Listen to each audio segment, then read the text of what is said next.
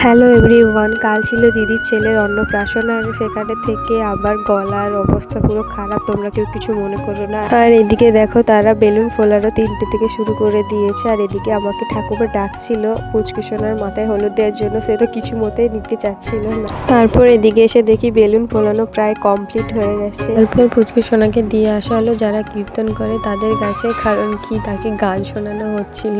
আর সে কত সুন্দর বসেছিল এক জায়গায় আর মুখের দিকে তাকিয়েছিল, লাস্ট পর্যন্ত ঘুম পেয়ে গেছে। তারপর এদিকে দেখো দোলানো শুরু হয়ে গেছে। দিদিকে আঁচল পেতে বসতে বলা হলো, কারণ একটা নিয়ম আছে। নিয়মটা হলো যারা দোলাচ্ছে তারা বলবে দেই, আর দিদিকে না বলতে হবে দুবার। না বলার পরে লাস্টবারে হ্যাঁ বললে পুচকি সোনাকে দিয়ে দেওয়া হবে। আর দেখো কত সুন্দর সে দোলা দুলছিল।